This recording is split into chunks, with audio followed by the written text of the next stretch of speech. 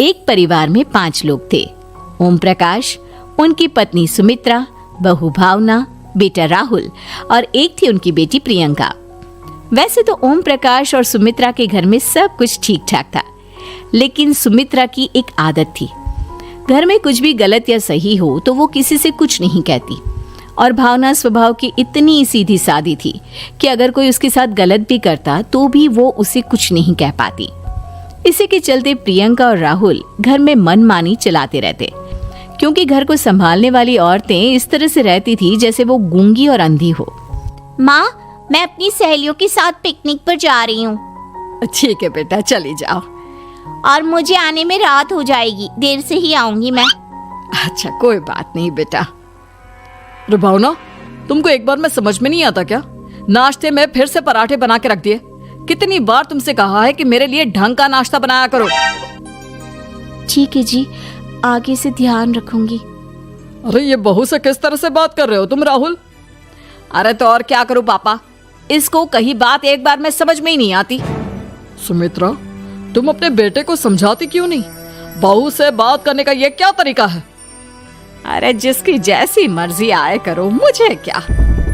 भावना बेटा, तुम भी तो कभी कुछ कहा करो। इस तरह क्यों सबकी बातें सुनती रहती हो?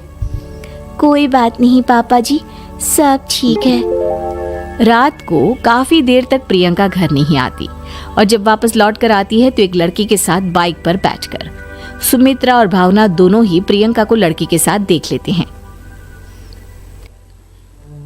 आज तो जोर से डांट पड़ने वाली है, लेकिन मैं डर क्यों रही हूँ? माँ तो सब कुछ देखकर भी अंधी बनी रहती है।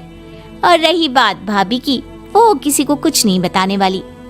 कहने को भगवान ने आवाज दी है, लेकिन गूंगी है गूंगी। अरे प्रियंका बेटा, इतनी रात को कॉलेज से लौट कर आ रही हो? कहाँ गई थी तुम? पापा, वो सहेली के घर पर थी, पढ़ाई करने के लिए रुक गई थी। अच्छा, ठीक है, जाओ अपने कमरे में जाओ और सो जाओ। सुमित्रा ने अपनी बेटी को एक लड़की के साथ इतनी रात को आते देखकर भी उससे कुछ नहीं कहा, और भावना ने भी इस बारे में किसी से कोई बात नहीं की। कुछ दिनों के बाद मामा जी का फोन आया था। उन्होंने प्रियंका के लिए कोई रिश्ता ढूंढा है। लड़के वाले उसे देखने आ रहे हैं। अरे मुझे नहीं करनी शादी वादी, किसी लड़की को बुलाने की कोई जरूरत नहीं है। ये तुम क्या कर रही हो प्रियंका बेटा? तुम्हारी शादी की उम्र हो चली है और तुम्हारे मामा जी ने बहुत अच्छा रिश्ता बताया है। पापा, अब जिद क्यों कर रहे हैं? और आप क्यों मेरी मर्जी के खिलाफ शादी कराना चाहते हैं? अरे माँ, इसको समझाइए ना। आपकी बेटी, आप तो बस चुपचाप सब कुछ होते हुए भी देखती रहती हैं। अरे तो क्या कहूँ, और मेरे कहने से क्या हो जाएगा? वैसे भी गलत क्या हो रहा है, सब कुछ सही तो है।